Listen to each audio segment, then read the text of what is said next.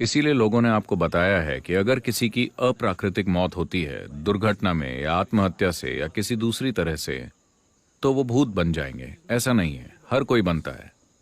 बस इतना है कि उन्हें आसानी से महसूस किया जा सकता है।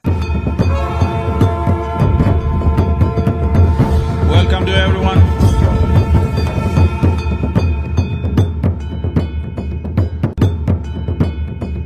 सवाल ये है कि क्या पुनर्जन्म होता है, और अगर होता है तो एक प्राणी के लिए एक जन्म से दूसरे जन्म में जाने का आधार क्या है? वो क्या है जो किसी व्यक्ति को एक जन्म से दूसरे जन्म में ले जाता है? अब अगर आप इसे समझना चाहते हैं तो आपको आप जो हैं उसके मैकेनिक्स की थोड़ी समझ होनी चाहिए। मैं उस मैकेनिक्स की बात कर रहा हूं जिससे एक इंसान का निर्माण होता है। देखिए, जब आप कहते हैं कि मैं एक इंसान हूं तो सबसे बाहरी रूपरेखा भौतिक शरीर की होती है। योग में हम हर चीज को शरीर की तरह देखते हैं क्योंकि ये आपके लिए समझने में आसान है। तो हम इस शरीर को 5 आयामों या 5 परतों के रूप में देखते हैं। भौतिक शरीर को अन्नमय कोश कहा जाता है। अन्नमय कोश का मतलब है अन्न मतलब भोजन। यह भोजन शरीर है। अगले को मनोमय कोश कहते हैं, जिसका मतलब है कि यह मानसिक शरीर है। तीसरे को प्राणमय कोश कहते हैं, जिसका मतलब है ऊर्जा शरीर। भौतिक शरीर, मानसिक शरीर और ऊर्जा शरीर, ये तीनों आयाम भौतिक हैं। इनका भौतिक अस्तित्व है। भौतिक शरीर बहुत स्थूल है, मानसिक शरीर थोड़ा सूक्ष्म है, ऊर्जा शरीर और भी ज्यादा सूक्ष्म है। लेकिन ये तीनों भौतिक हैं। जैसे कि लाइट बल्ब भौतिक है, आप देख सकते हैं। इसे जलाने वाली बिजली भी भौतिक है ना? इसे जोड़ने वाला तार भी भौतिक है। तार में बहने वाले इलेक्ट्रॉन्स भी एक भौतिक अस्तित्व ही हैं। So similarly, physical body, mental body, pranic body, all are physical dimensions of life. तो इसी तरह भौतिक शरीर, मानसिक शरीर और ऊर्जा शरीर सभी जीवन के भौतिक आयाम हैं। इन तीनों आयामों पर कर्म की छाप होती है। शरीर पर कर्म की छाप है, मन पर कर्म की छाप है और ऊर्जा पर कर्म की छाप है। कर्म की छाप या कर्म का ढांचा ही इन्हें एक साथ रखता है। कर्म वो सीमेंट है जो आपको भौतिक शरीर के साथ जोड़कर रखता है। कर्म बंधन है, लेकिन साथ ही सिर्फ कर्म के कारण ही आप अपने शरीर में कायम रह सकते हैं और यहां हो सकते हैं। यहीं पर आध्यात्मिकता मुश्किल लगती है, क्योंकि अगर आप इसे हटाने की कोशिश करते हैं तो ये नहीं होता। अगर आप इसे जोड़ने की कोशिश करते हैं तो ये नहीं होता। आपको सिर्फ वहां होना होता है। अगर आप बस होते हैं तो ये एक पल की बात है। अब अगले 2 आयामों को कहते हैं विज्ञानमय कोश और आनंदमय कोश। विज्ञानमय कोश अभौतिक है, लेकिन भौतिक से संबंध रखता है। ये एक बीच की अवस्था की तरह है। आनंदमय कोश पूरी तरह से अभौतिक है। तो विज्ञानमय कोश और आनंदमय कोश का मतलब है कि ये आनंद शरीर है। अंदर एक आनंद शरीर है जो 100% अभौतिक है। इसका अपना कोई रूप नहीं है। अगर ऊर्जा शरीर, मानसिक शरीर और भौतिक शरीर सही आकार में हैं, केवल तभी ये आनंद शरीर को थामे रख सकते हैं। अगर इन चीजों को निकाल दिया गया तो आनंद शरीर बस ब्रह्मांड का एक हिस्सा बन जाएगा। So whatever you are referring to as Atman or the soul is a fiction actually. जिसे आप आत्मा कहते हैं वो असल में एक कल्पना है, इस मायने में कि लोग अभौतिक की कुछ सीमाओं का वर्णन आत्मा की तरह कर रहे हैं। लेकिन आत्मा के लिए ढांचा अभी भी आपका कर्म ही है। अगर कर्म के ढांचे को पूरी तरह से ढा दिया जाए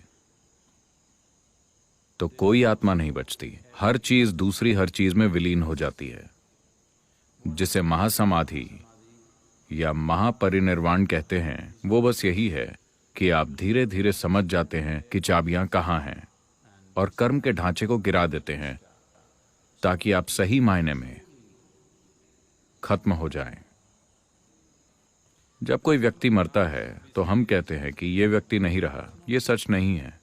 वो इंसान अब वैसा नहीं है जैसा आप उसे जानते थे, लेकिन वो अभी भी मौजूद है। अगर आप कर्म के ढांचे को 100% नष्ट कर दें, अब आप अस्तित्व में विलीन हो जाएंगे। इसी को मुक्ति या महासमाधि, हिंदू परंपरा में इसे मुक्ति कहा गया है, योग की परंपरा में इसे महासमाधि कहा गया है, बौद्ध जीवन शैली में इसे महापरिनिर्वाण कहा गया है, अंग्रेजी में हम इसे आमतौर पर लिबरेशन कहते हैं। मुक्ति का अर्थ है जीवन और जन्म और मृत्यु की प्रक्रिया से आजाद हो जाना।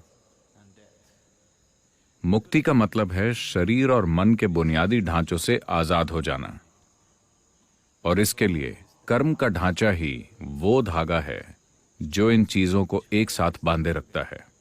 तो जब कोई इंसान मरता है तो जाहिर है कि भौतिक शरीर वो चीज है जिसे आपने धरती से उधार लिया था। तो शरीर सिर्फ धरती है ना? आप समझे? ये भौतिक शरीर बस धरती का एक टुकड़ा है जो अभी इस तरह उछल कूद कर रहा है, लेकिन आपको इसके एक एक परमाणु को वापस करना होगा। ब्याज नहीं लगेगा, लेकिन आपको हर परमाणु वापस करना होगा। आपको एक भी परमाणु ले जाने की इजाजत नहीं है। कोई भी नहीं ले जा सका। भौतिक शरीर अलग होकर गिर जाएगा, लेकिन आपके कर्मों की मात्रा के आधार पर आपका मानसिक शरीर और प्राणिक शरीर बने रहते हैं। अगर कर्म का ढांचा बहुत तीव्र है, अभी खत्म नहीं हुआ है, तो इसे खत्म करना होता है। अगर कर्म कमजोर हो गया है क्योंकि यह अपना दौर पूरा कर चुका है, तब वो बड़ी आसानी से दूसरा शरीर पालेगा। अगर इसे नया शरीर पाना है तो इस ढांचे की तीव्रता को कम होना होगा, इसे निष्क्रिय होना होगा। अगर ये बहुत तीव्र है तो ये नहीं खोज सकता, इसे इंतजार करना होगा। तो इन्हीं को आप भूत कहते हैं। कोई मर गया है, लेकिन उसके कर्म का ढांचा अभी भी तीव्र है क्योंकि वो अभी खत्म नहीं हुआ है। अब उसे दूसरा शरीर ढूंढने के लिए काफी ज्यादा समय चाहिए। वो अभी भी मौजूद है। उसके कर्म का ढांचा जितना ज्यादा तीव्र होगा, वो उतना ही ज्यादा दिखेगा या लोग उसको अनुभव करेंगे। आपके चारों ओर ऐसे अनगिनत प्राणी हैं, चाहे आपको पता हो या ना हो, लेकिन उनमें से अधिकतर को आप अनुभव नहीं करेंगे क्योंकि उनके कर्म खाली हो चुके हैं। वो बस थोड़ा और खाली होने का इंतजार कर रहे हैं, इससे पहले कि उन्हें एक नया शरीर मिले।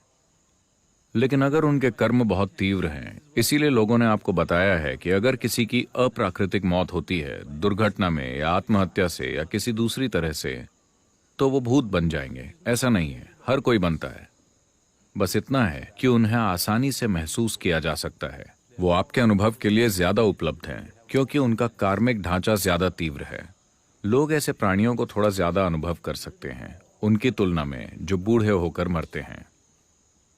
अगर कोई अपने इस जीवन के लिए निर्धारित कर्मों को पूरी तरह पूरा कर लेता है तो वो बस यूं ही मर जाएगा, बिना किसी बीमारी के, बिना एक्सीडेंट के, बिना किसी चोट के।